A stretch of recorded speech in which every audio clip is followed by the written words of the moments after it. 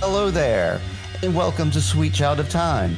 It's a podcast where I introduce a sweet child, or maybe children, to the Amazon world of the Wheel of Time. I'm your host, Steve of Intravoid. Let me introduce you to my first sweet child. He's Marshland Monster. I see you, James. We don't have time to see me, sir. We gotta introduce the guest. We have another child in the studio with us here. Coming in is my other sweet child. She is Annie Jean Linn. Hello, Annie. Hello. Thank you for having me. Yes, of course. I know you from Instagram. I know you as a model. I know you as a solo musician. I know you also... I was confused about this, and then like in my research, I was further confused. Are you the current singer of the Saturdays, or are you the former singer of the Saturdays? I'm the current singer of Saturday. Yay, so we can promote them too. Yeah. Yeah, I joined them just a few months ago, actually, so. Okay, have you done anything like either in studio recording or like in live with them? No, so it's me and one other person. His name's Nick Kamanichi, and he's out of Pittsburgh. And we've never met in person, so all of our writing has been done, just over email and Logic. And so we're going to be going to New Jersey next month, and we're recording our first EP together, so that's going to be exciting. Oh, that's great. Wow. Yeah. Steve, is it Pittsburgh or Philadelphia that I want to move to? Where's Dr. Dog from? Philadelphia. Okay, then it's Philadelphia. That's where I want to move to, because that's where that one dude who does Why This Song Stinks. And also Voidmaster. I'm wearing Voidmaster's t-shirt. Wait, they're from Philadelphia as well? Yeah, they sure That's are. That's the three pillars of greatness. You have Dr. Dog / Pat Finnerty, Voidmaster, and Double Dare. Are you leaving Miss Annie Jean Linn out in the dust? Are you also Aren't from you Philadelphia as well? I'm like 35 minutes from Philly. See, I knew that. Like, that's like people saying, "Oh, I'm from Chicago," but they're from Evanston. You can't say that. Or from Skokie. Yeah, I'm in Exton. Doxing. Oh no, we're doxing. No. We're doxing ourselves. I'm from Chicago, guys. I was going to say the neighborhood I'm in, but I don't want that out, and I'm not, Steve, I know you're good at what you do, but I'm not, it's not that I'm not confident that you could bleep it out. I just don't want you to be like, well, now I got to figure out how to do this. I hear you. Did you say something bleepable just now? Because you have to direct me to that. Oh, I was going to say the direct neighborhood within Chicago I live in, but I was like, I don't think Nicole wants people knowing that. No, absolutely not. Yeah. I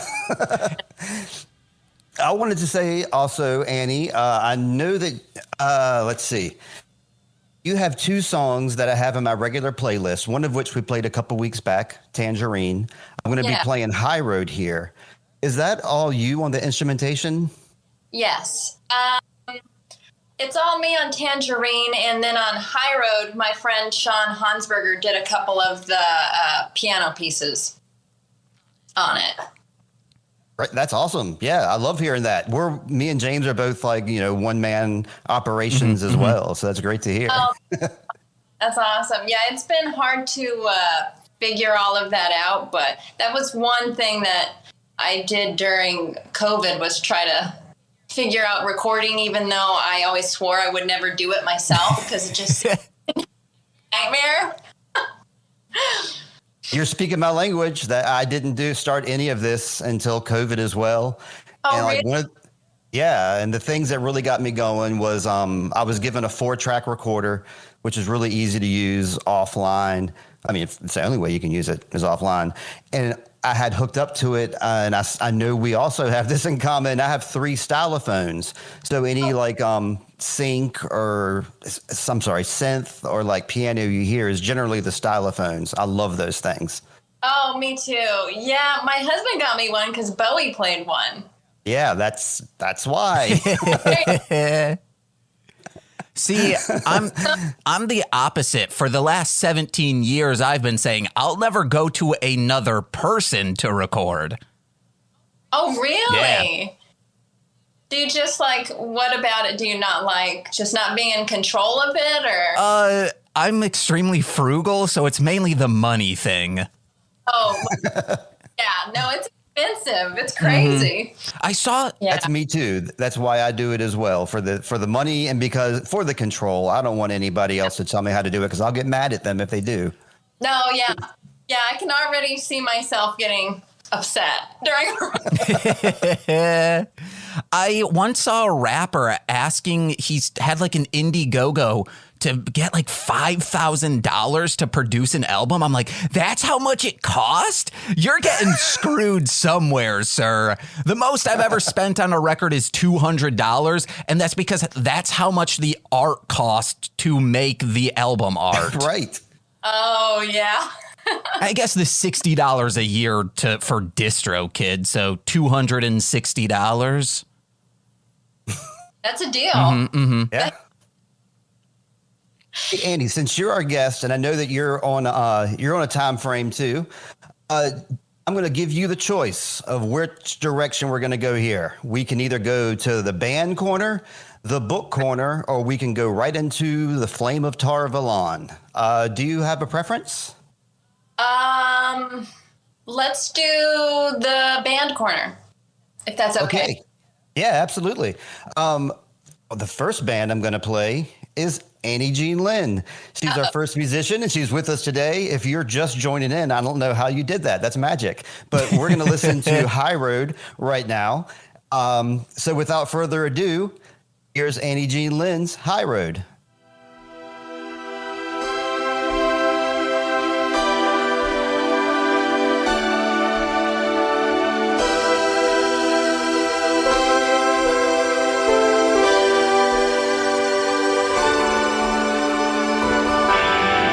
Guess I'm stuck in your dream now. Say we're going north, but it feels like south. I ask, why do you put away all the pictures, all the memories thrown away, and try to sweep them into my open mouth? You say a glass of whiskey on a hot day will only make my head ache. I say, funny, even while you're sleeping, you still make me feel pathetic. Don't you know I'm growing old? You don't need to bother me anymore.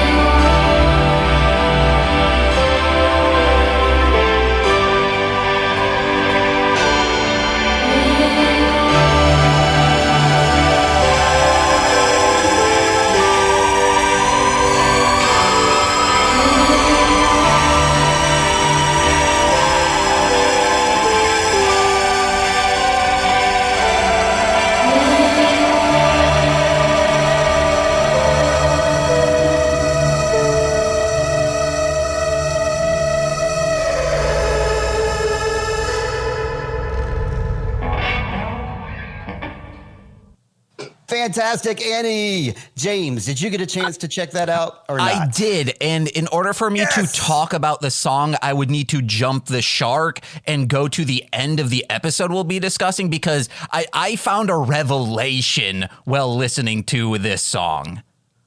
What? Tell. It syncs Yes. when Meringue is getting exiled. This song syncs up perfectly with that entire scene.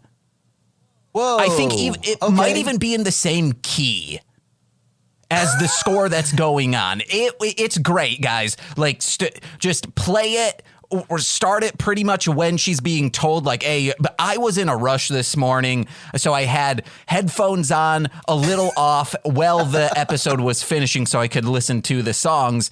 And yeah, I was like, wait, it sounded like there were chants and stuff going on in the song that I was listening to in High Road. But then I was like, wait, no, this is syncing up so well. That's awesome. Wow, an accidental like Pink Floyd thing. Mm-hmm. This is great. I can't wait to go check that out. I'm going to do it. I like both things.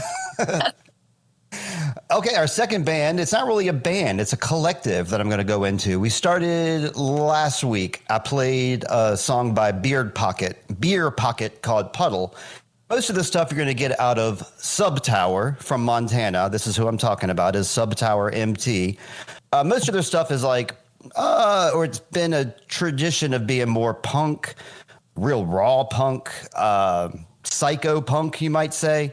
But they have a huge amount of diversity in their label. They have a bunch of bands. I'm going to read a few of them now that I have cassettes of, because I get cassettes from these guys.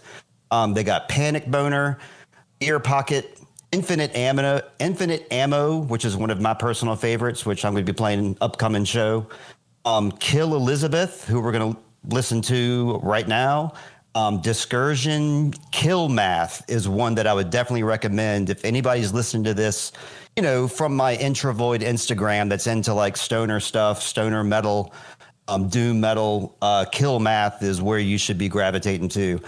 They do a lot of collaborations with other artists, and their website, the Subtower website, which I'm going to put a link to it, but it's a pretty, I think it's like subtower.com, something simple like that. They have like instructional videos of how to record, sound levels, like what plugs go where, how to self-record at home, how to do things cheap. Very like, DIY organization. Everything they do is like audio, video, VHS cassettes. So without further ado, that was a lot of ados. I'm going to play right now from Killizabeth. This is an ode to those who, an ode to those in need. Hey, it's your dad. I love you. I miss you. I need you and your brother and your mom together. And I need a time when I can call you. You just became a millionaire overnight, Elizabeth, you and Joe. I've been working on something for 2 months, and everybody thinks I'm crazy. Well, we're incorporated, and you and Joe own 20% of the business at peace. Okay, you're going to run it in 5 years after I'm gone, when I retire, okay? I'm going to tell you all about it. Right now, I have 7 companies. We're going to have 8 here this afternoon, and we're worth $10 million right now. And next year, this year, 2014, we worth $30 million. 2015, $60 million. You get it? Just double the number. Keep on going. 5 years, I'm done. I'm just going to take $1 million this year, and I'll take $3 million the next year, and I'll do the same. I'll double. Then I'll take 6. Then I'll take 12. Get it? Then I'm done. And if it's your guys' company by then, you're probably going to have 25, 30 companies. You two, I'm going to teach you business school. Probably some stuff you don't know about. My psychiatrist told me I'm one of the most intelligent people on the planet. That my IQ is higher than Ted Turner's. And if he doesn't take his meds, he gets all fucked up too. But your dad's fucking a genius. I just came up with the ingenious plan to work 5% of the time and to be a family 90% of the time. And we're millionaires overnight. Aruba's our cash cow. It's $500,000 a month. So we need to get it set up. I got 50 cars and trucks and Jeeps ready to ship.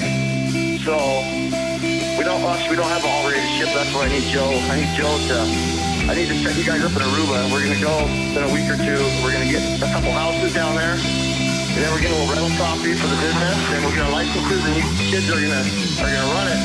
And I'm going to help get you guys all set up. And OJ, my business partner, is going to be down there with you, okay? So I've got it all planned out. I'm 20 steps ahead. That's your man. Remember my motto? Call me food, call me not. You're pretty little. I just make it happen. That's all I do. Just make shit happen. It's easy. That's the business mind. I'm a mastermind. I'm an indigo child. And you're something too. We all need to get together. We're all gifted, all of us. That's why I need to find my real mother and see if I have brothers and sisters. Because I know my gift. It's the most gifted of all. I figured it out. God told me last night what my plan is and what to do, and I'm going to tell you guys. It's amazing what just happened. And anyway, his intelligence level is 4 times greater than mine. When he's 11 years old, he'll have the intelligence of me at 45. Does that make sense? 4 times fucking smarter than I am. Joe is twice as smart as I am. And I don't know. We gotta talk about you. You're gifted. I know for you it's gotta be something real. You're such a loving, caring person. And we gotta find out what each of us are gifted. All of us are. We're gonna find out what that gift is. You're such a loving, caring person. And we're gonna work on it together. I'm opening up an institute at the mental health facility in Colorado Springs where I went and was last treated. The nicest place I've ever been to. They've got a couple sections of the building in art and youth. I want to open a Christian gifted children's center where families can bring their children. And what happens to us? I always thought I was weird or different. I'm just smarter than most people. And I like perfection. I didn't have it because I didn't have a mother. So that's why I always had girlfriends. I know everything about me now. I know my destiny. I know who I am. I know everything. I set you guys up. Listen to the song, applaud, I did a great job. Woo, we're back. That's not really a song to go woo to, but it hit me. Did either one of you guys get a chance to listen to that? I did. Yes, I did too. All right, James, you talked about the high road, so you go first, Annie. What are your thoughts about it? Or do you have any? I do. It was great. I kept kind of thinking that was an introduction to music. Had this like building tension where you're just kind of waiting, but then this story keeps unraveling. And I thought that was really interesting. I thought that was a cool way to do a piece of music. It just kind of felt like this had this huge tension behind it that made me invest more in the story that it was telling. So I thought it was cool. Yeah, word. For me, it was just the voice message itself. Just the fact that was like a single rambling voice message. The music fit perfectly. And plus it was such a juxtaposition of the other stuff that I hear from Subtower, which is, like mostly punk stuff and more hardcore. And then to hear like this tape, which is great, from Killizabeth, I really identify really strongly with the father in that, unfortunately, a message, because I have overwhelmed my son. Like, we've come to amends about it and stuff. But yeah, I've overwhelmed him with my emotions and my fantastic, great ideas that everybody has to be part of. And it was incredibly sad. That whole thing was just an incredibly sad song that I think was just done so well. Yeah, it was beautiful in a sad way. Yeah. I've only underwhelmed my father with my emotions. Also, you're saying that this record label puts out raw punk. I like my punk medium rare. Oh, okay. Well, they got something for you there too. There's a huge variety of maybe like 20 to 40 different bands that they make cassettes of. I'm not really sure how the whole collective works, but they're going to be putting out a zine. Whoa. I don't know if I'm announcing this too early, but Keith has been talking about putting out a Subtower zine sometime in the fall or winter. Your boy Steve Barnes is going to be part of that. Hello. But yeah, so that was our band corner. Usually we go right into the book corner. And so I guess I'm going to do it. We're going to go into the book corner. James, you first. Have you done any reading this past week? I've just been reading that Death's Head comic book, and it's very good. It's 2 thumbs up. Is it like a single issue, or is it a graphic novel? Or It's what? a 4-issue story arc, the one that I'm reading. Okay. Right on. How about you, Annie? I didn't even prepare you for this, but are you a book reader at all? I used to be, and now, well, I do read, but it's mostly bedtime stories to my 5-year-old. Yeah. Okay. Sure.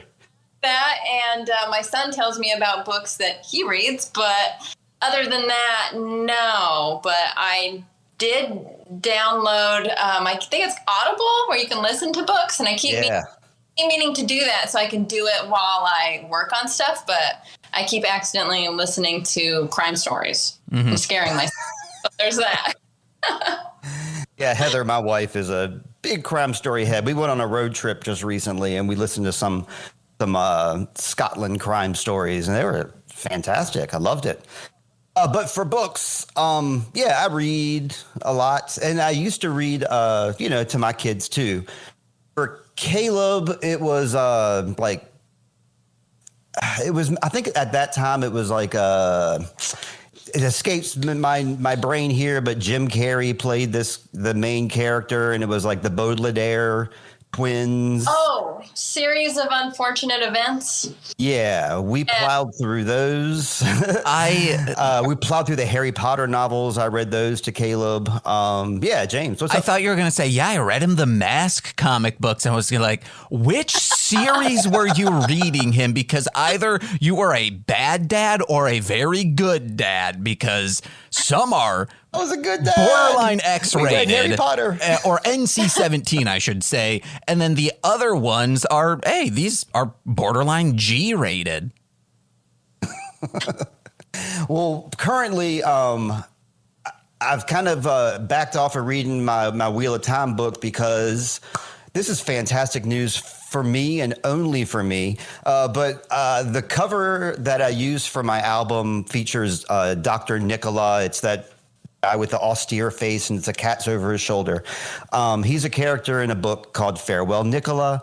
And it was really hard to find. I got a copy of it printed for me, and the font's real small, and it's kind of hard to read. Somebody digitized it and put it on Google for free. I just Googled it randomly just to do a little bit of research for this, and I found a free copy to download. So anybody can now download a copy of Farewell, Nicola by Guy Boothby. It was written about 1895, and it's so funny. It's like I know James is familiar with Natasha Leggero, but are you familiar with the comedian Natasha Leggero, Annie, by any chance? No, I'm not. Well, she's just really austere and funny. Imagine like Breakfast at Tiffany's, but very self-aware and funny. Okay. I don't know. These guys write. I can just hear her voice like in my head, and like just the way, I don't know. It's hilarious from like sentence to sentence. And it was written so long ago, but it's also, I mean, they're talking about like pop culture and how we, bow to our politicians like they're gods, and how people just live for the camera and don't like it's really it seems modern, but it's not at all. And there's more artwork. Stevie was very psyched to see like lots of new pictures of Dr. Nicola that I've never seen before.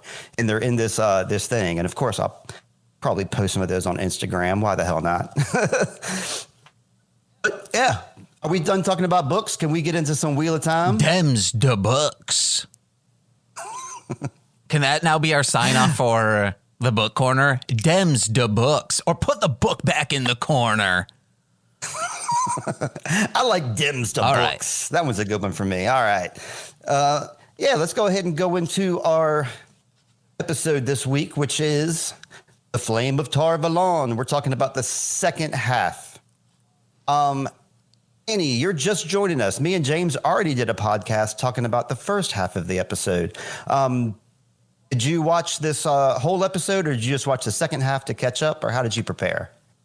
I watched some of both, and I'm very confused. Oh, great. Okay, that works. But I think it's because I don't have a lot of backstory.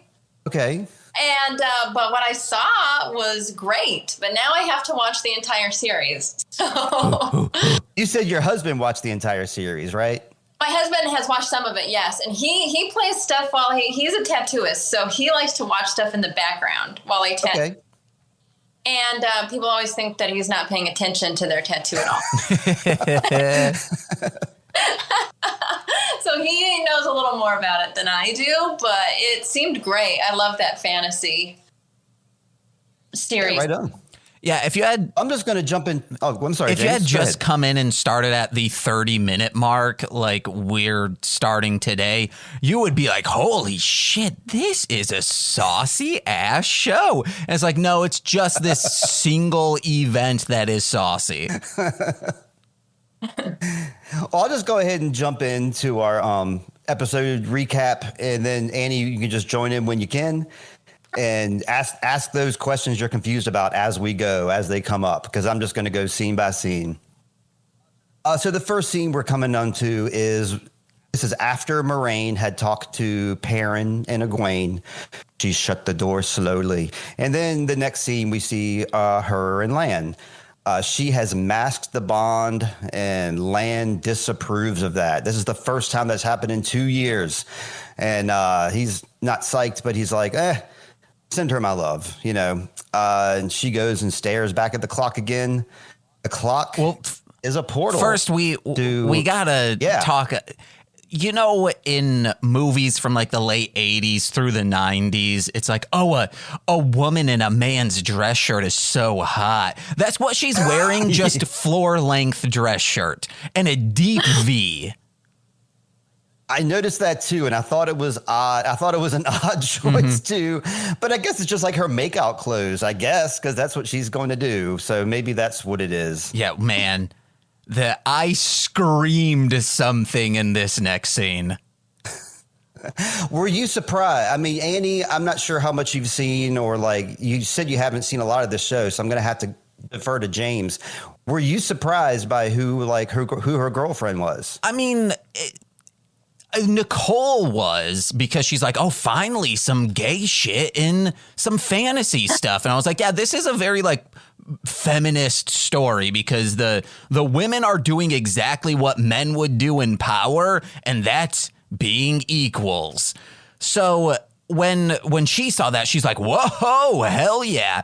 And I guess I'm just conditioned from like this movie's gay, that it's like, well, gay people are everywhere, so there's no surprise. But one of the lines I screamed, because they're talking about how you should exile me. That's the good thing to do, because they're also aware of the dragon and vindicated. I got another thing confirmed, baby, or possibly confirmed. We're not, but at least I'm in the same headspace as Moraine, thinking there could be a 5-headed dragon, baby.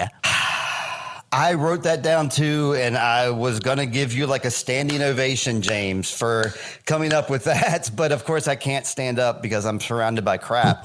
But yeah, you get credit for that. I'm going to backtrack though, because I was not even talking about the fact that it was, that it was two women. The individual that she is in a relationship, was that a surprise based on what you have seen earlier in the show? No, because they gotta hold up images to I don't know if this is allowed. Also, it is creepy, because I was like, am I seeing mommy kiss daughter claws? Because they say like, hello mother, and then when she said do not call me that, I was like, oh, they're making out. They are an item. But they're talking about like, oh, the dragon, this and that. And then they kiss, then they pull apart. From early on, she repeats a line that mother said to her, which was on your knees. And I was like, oh my God. Oh, this is saucy now, guys. Yeah, that is, I guess. That's not where I was going. That is saucy. She's saying like before it was like get on your knees and beg, but she's now saying get on your knees and give me head. Well, here's where I was going. This explains Moraine and Lan's relationship because they're very sibling-like, I suppose, and that explains why they're platonic. She hates being called mother. I love that. Mm-hmm. I love that, like, the Amberlin seat's like, don't call me that, mother, because you were saying that last episode, James. It's creepy. I agree. It is dumb to say mother and daughter. She's like, don't laugh. She's scolding Moraine. Don't you dare laugh at me. I think me and Annie know about this. Like, when you're trying to, like, give some crap to one of your kids and they're, like, smirking or laughing or not taking it seriously, it's like, what was I going to say? Do they call the warders like grandsons then? No. I think they should. Not at or all. Nephews. I'm starting this trend. Warders are now nephews in this whole dynamic. I like that. Yeah, that's good. My nephew's a tough guy, so I definitely like that. All right. Well, the tattoos that she has, she explains the tattoos kind of that she's regularly getting tattooed. It's a story of her life. So, like, since they've seen each other, she's got 2 new tattoos. And that's like, yeah, that was when I was sad you were gone. Let's see. Moraine is clearly in charge. Wears the pants of the family. Now, this whole conversation it's exactly what Game of Thrones did, is they masked gigantic plot points of the show in with like 2 women kissing each other. But if you can dissect from that, there's some huge plot points that we're coming across. First off, yes, the many-headed dragon. James, yes. Annie, since when you were watching this, did you pick up on the story that they were talking about why they're even concerned about the dragon? Did do you have any questions, or did you pick up on any of that? Yeah, so okay, we're talking about the second part of the episode, right? Yes, that's right. Okay, then the first part of the episode is what I guess where I picked up more about the dragon from. But yeah, what is the dragon about? What's happening there? Sure, yeah. The prophecy says that there is always a dragon. The wheel of time spins and spins, and things just keep recycling themselves. And there's always a dragon that emerges, and the dragon can either save the world from darkness and be a hero, or the dragon can join the dark side and help bring the world to darkness. Either one is going to happen eventually because the wheel has to keep recycling. Right. But we never really know who the dragon is. 20 years ago, these 2 women, Moraine and Suan, they were just friends, and they were like novices in the tower. And they were sitting with a woman named Jatara. And all of a sudden, her eyes like went pale white, and she had a prophecy like right there in front of them. And she uttered the prophecy in a voice that was not her own, and then she dropped dead. And the prophecy was like, he's being born. The dragon's being born right now on a mountaintop. I see it happening. It's happening right now. So Moraine and Swan, being Aes Sedai, being sworn to save the world and to be champions of the world, servants of all. That's what Aes Sedai means, is servants of all. They swore to find the dragon since they knew where it was. They alone had this knowledge. So they want to seek the dragon out to help bring it, make sure the dragon is going to be good. And if it's evil, to destroy him. Right. Okay. For humanity.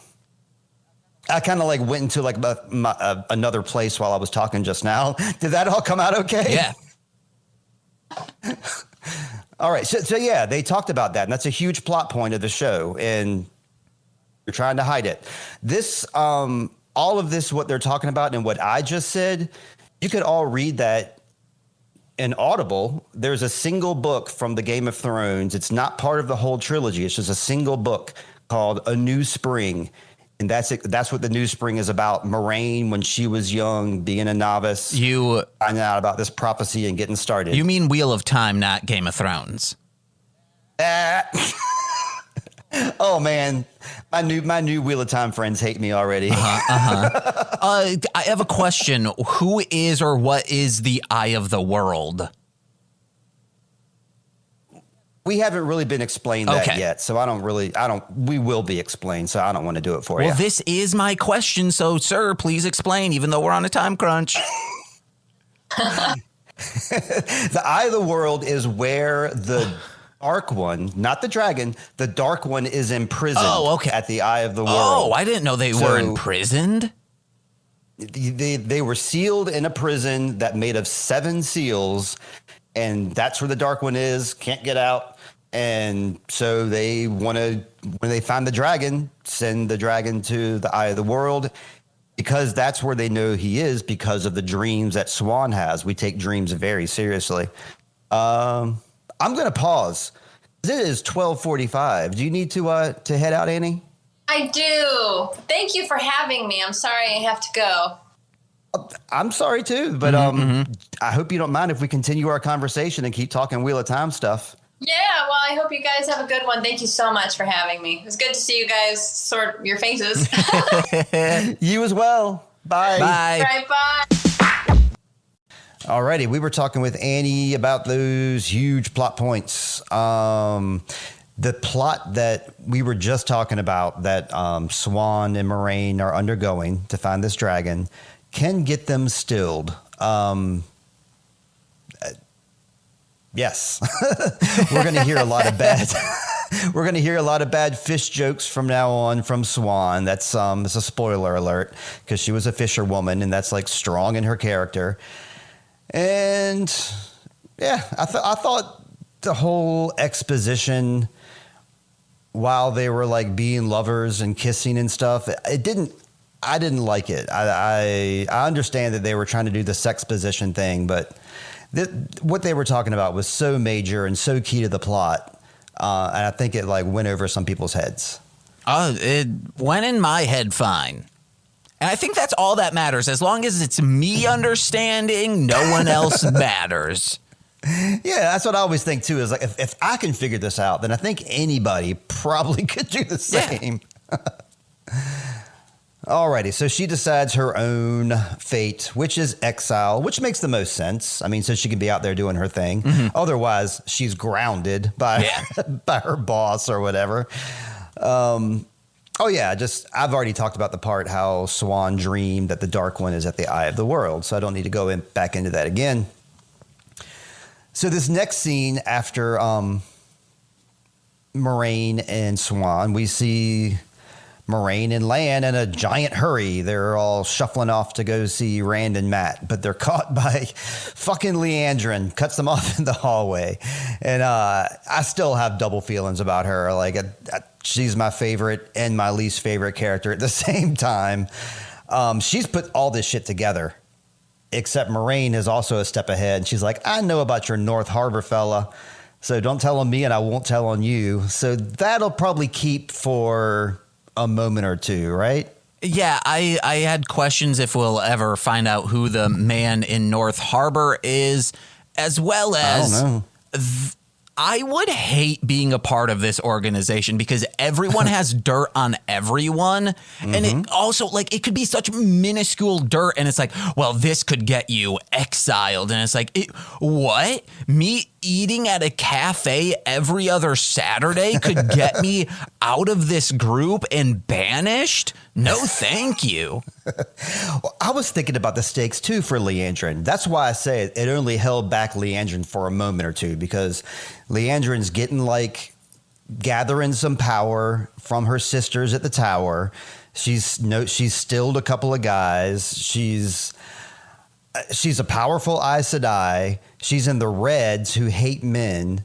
She also has a wee little boyfriend on the side. Oh, okay. That's why it's important. Does she love him enough to sacrifice everything for him, or does she love her position enough to sacrifice him completely? I mean, that's the thoughts going through, because I don't know either. This is new to me as well.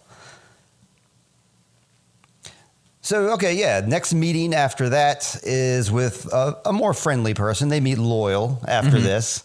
Oh, my God, his voice. I just love this dude's voice. He's cool. They're asking for his help. They really kind of keep that under wraps what the exact help is. They just kind of chit-chat a little bit.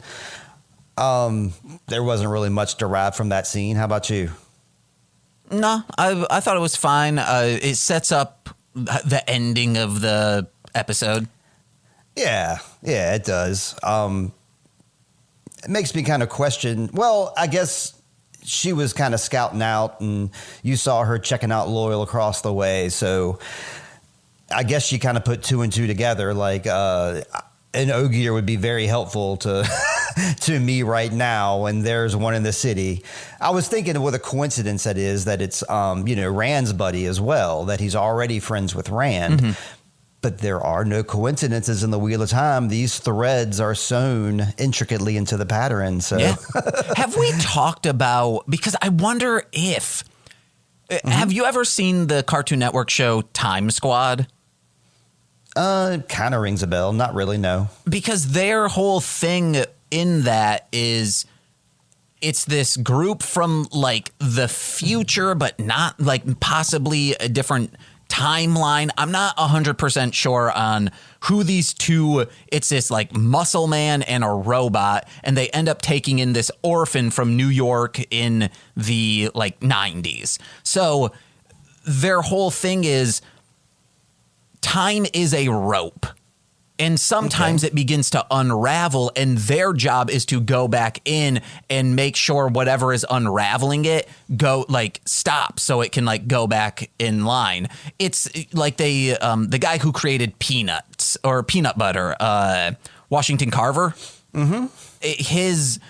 There's an episode of him, instead of doing peanuts, he was maybe doing like plums, and it's like, well, this isn't going to work at all, guys.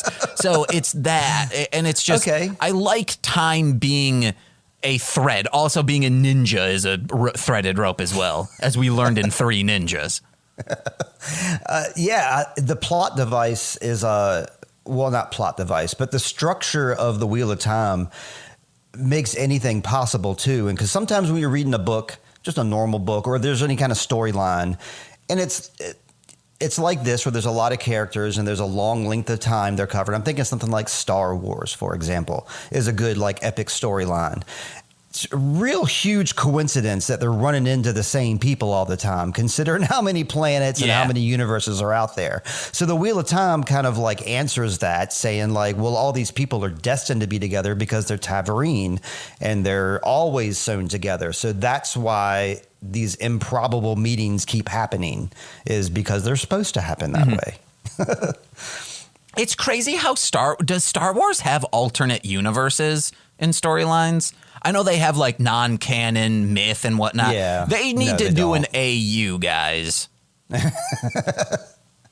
So, like introducing time travel and introducing like other dimensions into Star Wars is what you're saying? Yeah. Or just be like, hey, we're doing a totally different dimension. They will never meet together then, in 30 years. Well, they're meeting together, guys. Well, they're test shopping an awful lot of ideas in the Star Wars universe right now. So I think if you threw your hat in the ring, you might get somewhere. Maybe email Dave Filoni. I would love to live on Lucas Ranch, Skywalker Ranch. I apologize. It'd be too confusing. Too many knobs, too many wires. I like one knob, one wire, one microphone. What are you, the Waves one knob plug-in features? I guess I am. Because that's just one nub. I'm one nub. I do want to say, like, for a show, 5 party members is the perfect amount. Yeah. But for Dungeons and Dragons, I believe 3. That is the perfect party size. And then you can open it up for like one DM PC, like a Dungeon Master player character. I think that's the perfect amount. Am I on a podcast that has, I think, how many do we have? 5? 5 what? 5 podcasts? No, Hit It and Crit It. I think there's Jose, Joe. There's 4 player characters. That's one too many, guys. I disagree. I think 4 characters. I mean, maybe it's because of the structure of like Final Fantasy 2 and 3, where you had like the 4 characters that you had. Maybe because of that structure stuck in my head that like a 4-member party is perfect. See, and I am from Final Fantasy 7 and 8, where it was only 3. So maybe that's why I think that as well. You kids, I tell you kids with your with your TM numbers, I tell you, you'll never learn. All right, so we got more meetings. We get to see Egwene hug her good friend, or I guess her mentor, Nynaeve, right there in the White Tower, right there in front of the Armorillan seat. Egwene asks a couple questions about that. That she answers for us, which is nice. But the reason that they're there meeting is because the Armorillan seat, Swan, wants to chit chat with them. The seat waits for one woman. We know who that is. Did you catch that at the end? When Moraine was like, we must hurry to go see the Armorillan seat. She's impatient and she only waits for one woman or something along those lines. Did you catch that? Oh, I didn't, but I'm guessing it's meringue. Exactly. That's right. Because Moraine says, on your knees. Who does not get on their knees? That's Nynaeve. She doesn't bow. She doesn't skimp or simper anywhere. She's pretty stoic meeting Swan here. She's Nynaeve, not Nynaeve. She scrapes and bows for nobody. But Swan wants to meet them because Nynaeve's allegedly super powerful, most powerful in 1,000 years. And I like the response that Nynaeve gives, which is, then you must have low standards.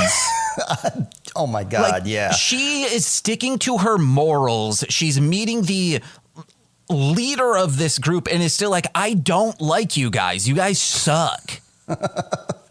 I like that about her, that she's not going to play face or whatever. Egwene doesn't have to play face. Egwene is like enamored with this whole situation here. So Egwene's not acting like she's gracious. She actually is gracious.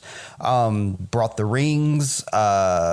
These kind of things will grant you an audience with the Armorillan seat. Like you or I, probably not. Hey, we're podcasters. Hey, we're musicians. She doesn't care about us. Powerful channeler, or if you directly help the Aes Sedai in like a really, unselfish kind of way like Egwene did, you get that audience. Nynaeve says, what the hell do you want? As in like, we don't care. But Egwene says, what can we do? She honestly wants to do anything she can to help. Mm-hmm. I have a question. Are there any channelers who channel on a lute to make it even better, like magic? I'm asking, are there any like magic infused bards in this world? Bards, like singers and whatnot?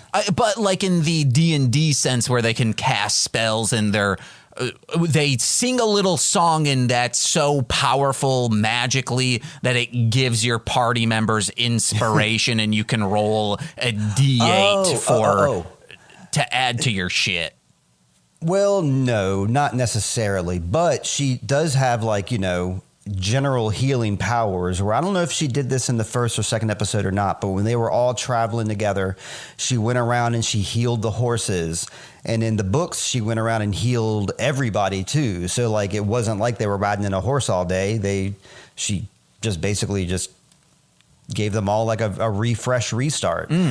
And she would do that every night. So she can do stuff like that. In general, Aes Sedai can do that. Taverine are more likely to do what you're describing. Okay. Without even meaning to. A Taverine can just step into a town and suddenly the town, the whole dynamics of the town could change. The economics could change. The mood could change just from the presence being around, their energy. Hell yeah. Hell yeah. Let's just get like on. you. Just like when you go to 7-Eleven, the whole mood changes when you walk in the room. Does it? I don't think so. You blend in the background like me. I try. But let's get to this exile scene because I have one note on it. Okay, yeah. First, like that shot of her overlooking the city, freaking fantastic. I can see that scene in my head like all day. It makes me very nervous. I'm afraid she's going to fall, but I love that shot. It's clear that Lan is gathering the others while she's getting her exile. Goes back to some kneeling, and she has to kiss the ring first. I think the first, or maybe the second or third time I watched this, I thought that she was just basically acting as if she was surprised by this outcome and all this.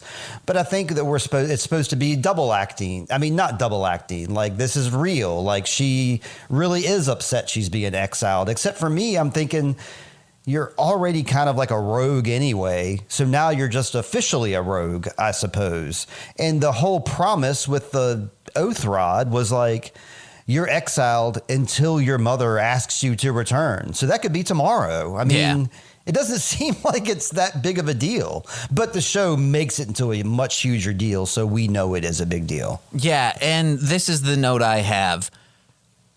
They all turn their back on her. And I cannot take that seriously anymore because of the Mighty Boosh and because what's his name? I forget the dude who did like the art direction and a lot of directing of the episodes of Mighty Boosh ended up doing Paddington and I believe Paddington 2. And in that there's carryover of the everyone turn your back in, you know, like I guess disrespect and disavowal of this person. They do that as well, which is this very absurd thing, maybe just because it's from Mighty Boosh and then they like put it into Paddington. So I'm thinking that I'm like, oh, this is just dumb Mighty Boosh stuff. Yeah, I can't ever take that seriously. It's just an absurd comedic thing now. It's not just because of the Mighty Boosh, James. I thought it was stupid too. Okay, all right. I mean, I understand like you need like a visual element, but I thought it was completely unnecessary. Mm-hmm. Even Alana too, like cool chick Alana, like, you know, the one of like the Indian appearance, like even her turned the back on it. That's gotta hurt. I mean, come on. Also, but yeah, it was a weird plot. It is Paul King is the director who directed associate director.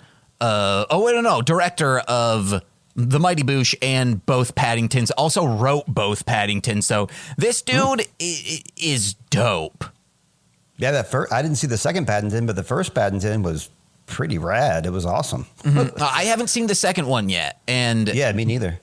People say it's the best movie ever, so Nicole and I just got to sit down and watch it. Yep. So yeah, turn the back thing. She's exiled forever. She's, like I said, it just seems like she's in the same space she was before. She's out there getting to hunt down the dragon. So go forth, Moraine. You got this. See her riding out of town on a white horse. Mm-hmm. Again, we need some strong symbolic visualization. Let's see. They meet up at that portal gate. I thought it was an Ogier gate at first. I thought it was a Stargate. Yeah, well, kind of. Yeah. We get some nice reunions and some reunion music, and Matt is smiling. But then, like, Perrin makes that crack about the evil dagger. I think that's a little too soon, too personal. Yeah. Like, don't joke about that shit, dude. That you don't know what he went through. Mm-hmm, mm-hmm. I hope Perrin's leg is okay by now. I don't know if he ever told anybody about that thing. We never saw a heel or anything about Perrin's leg. Yeah. Also, if he had slipped in horse poop and got poop on all the horses, that's something you joke about. But when someone's life almost ended and potentially his body could have killed a bunch of people, lay off on him for a little bit. Yeah, don't laugh at trauma. Never, ever laugh at trauma. Unless they are laughing at trauma and you can sympathize and relate to them on some level. Yeah. So unless you told everyone... No, it would be like, hey, at least we didn't kill our wife. No shit. That's how Matt should have come back at that one. That would have been a perfect comeback. God damn. Well, shit. A Moraine slaps the horses on the butt. Horses run free, which I thought was a weird move. Yeah, what's up? I understood, like, I was like, well, maybe they just can't fit through the gate, but it should have been like, oh, and was that axe that you killed your wife with, did that have evil running through it, or was it just a simple axe? Or was it just your regular old hand? Were you possessed at the time, or was it just your regular old parent? Yeah, I think that. Mm-hmm. But the gang's all here, and I was like, yes, we get to go into the adventure finally. This was the precursor, and now it is. What's gonna happen? This is what's gonna happen.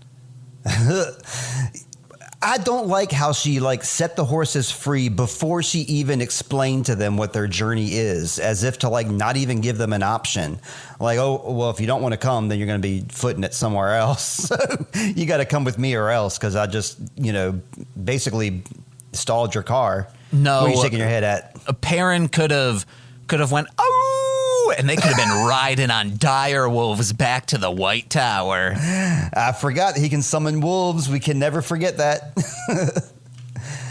All right, so let's see. The horses, Magic Gate. They're questioning this, of course. Loyal explains there's an ancient pathway outside of time and space.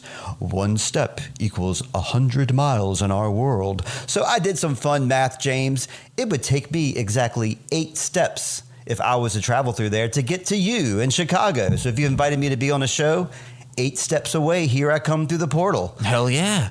Annie was only 2 steps away. All I got to do is just take 2 steps and I could be hanging out with her.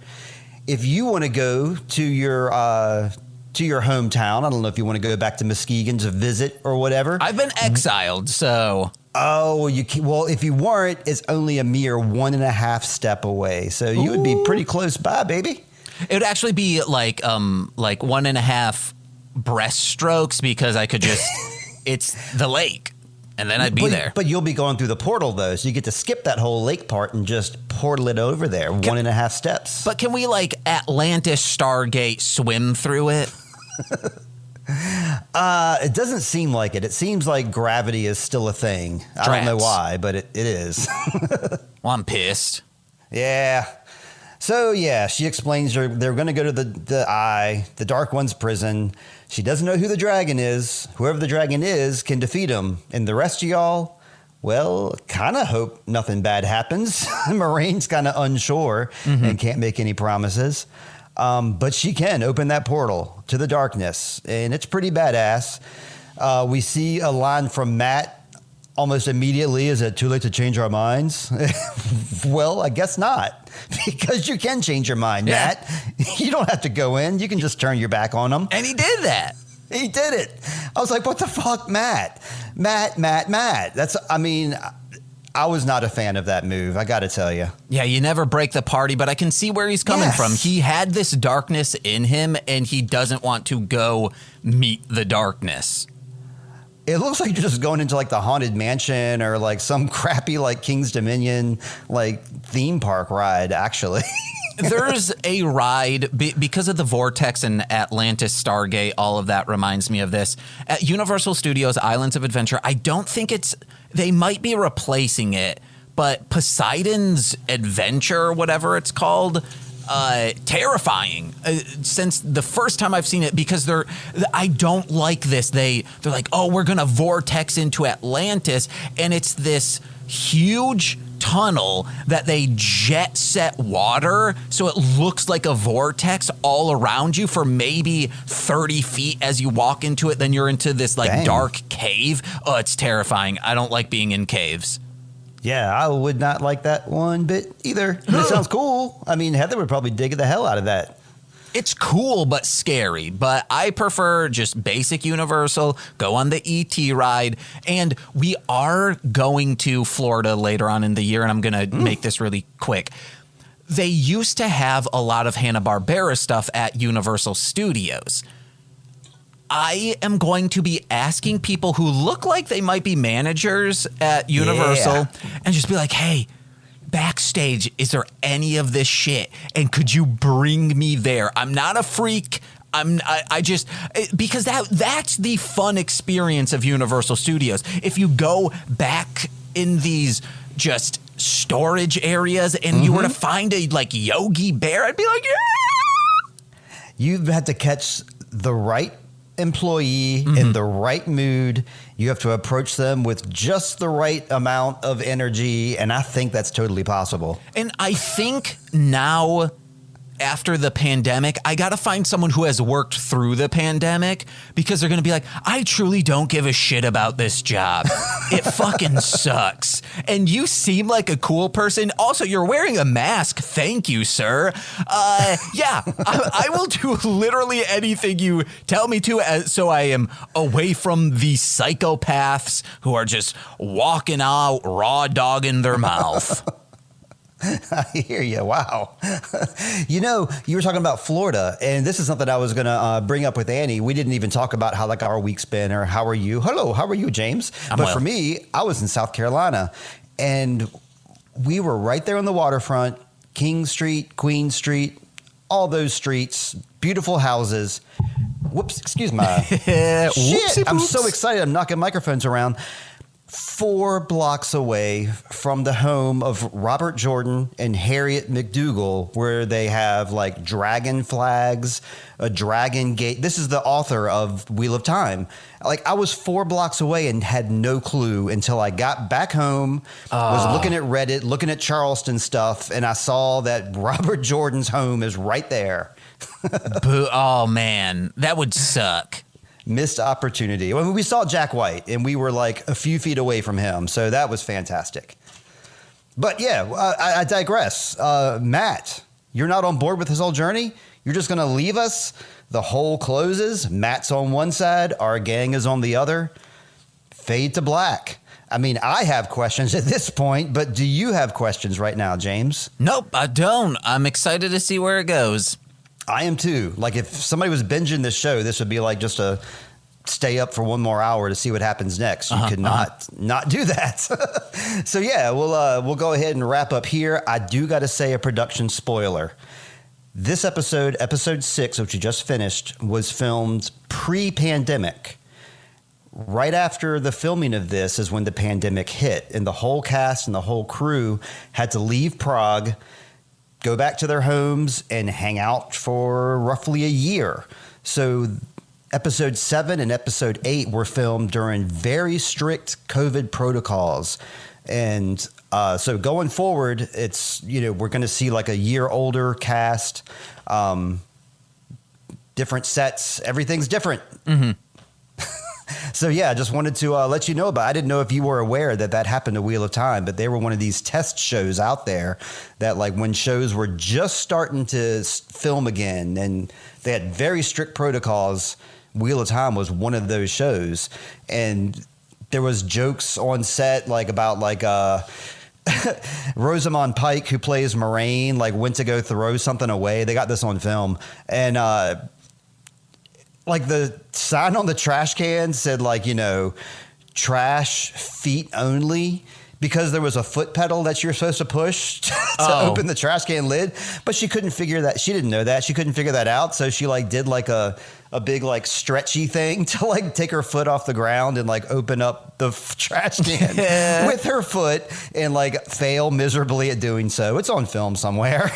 This is actually a good time to say hey, let's go back with, I'm guessing the next episode. It's well, what shows can we film? Hey, it's going to be 6 people in an endless black void. Hey, yeah, let's do that. Not a lot of people need to be around for that.